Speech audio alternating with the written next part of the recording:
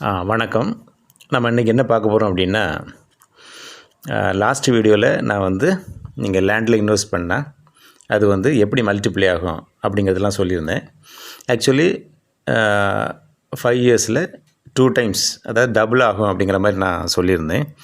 இது எந்த லேண்டில் இன்வெஸ்ட் பண்ணாலும் ஆகுமா அப்படின்னா ஆகாது. எதுக்கு நீங்கள் கொஞ்சம் பிளான் பண்ணி செலக்ட் பண்ணி தான் பண்ணணும். ஃபார் எக்ஸாம்பிள் ஒரு 3 டிஃப்ரெண்ட் பிளேசஸ் எடுத்துக்கலாம். சிட்டி, டவுன், கிராமம். இந்த 3 எடுத்துட்டிங்கன்னா இந்த ரேட் ஆஃப் க்ரோத் சிட்டியில் தான் அதிகமாக இருக்கும். நீங்கள் டவுன்ஸ்லேயோ வில்லேஜஸ்லேயோ இந்தளவுக்கு ஜென்ரலி க்ரோத் இருக்காது. இது ஒரு ஜென்ரல் ஸ்டேட்மெண்ட். ஓகே இப்போ நம்ம சிட்டி எடுத்துக்கிறோம். சிட்டியிலே எங்கே இன்வெஸ்ட் பண்ணுறது? இதில் ஒரு 3 ஏரியாஸாக டிவைட் பண்ணலாம். Already developed area, developing area, under developed area, 3 category எடுத்துக்கலாம். இப்போ நீங்கள் டெவலப்டு ஏரியாவில் பார்த்தீங்கன்னா அந்த லேண்ட் ப்ரைஸ் சேச்சுரேட் ஆகிருக்கும். அந்த க்ரோத், ரேட் ஆஃப் க்ரோத் ரொம்ப கம்மியாக இருக்கும். அது சூட்டபிள் கிடையாது.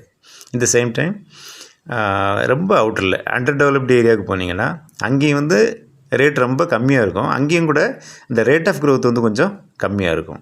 இன்டர்மீடியட் பிளேஸ் இருக்குது பார்த்தீங்களா, டெவலப்பிங் ஏரியா, ஏதாவது நியூ ப்ராஜெக்ட்ஸ் வர்ற ஏரியா, ரோட்ஸ் வர்ற ஏரியா, பஸ் ஸ்டாண்ட் வர்ற ஏரியா, இந்த மாதிரிப்பட்ட ஏரியாக்களில் அந்த ரேட் ஆஃப் க்ரோத் அதிகமாக இருக்கும். நீங்கள் அந்த மாதிரி ஒரு டெவலப்பிங் ஏரியாவை செலக்ட் பண்ணி நீங்கள் அதில் இன்வெஸ்ட் பண்ணிங்கன்னா ரேட் ஆஃப் க்ரோத்து டபுள் கண்டிப்பாக வர்றது 5 இயர்ஸில் வர்றதுக்கான எல்லா பாசிபிலிட்டிஸ் இருக்குது.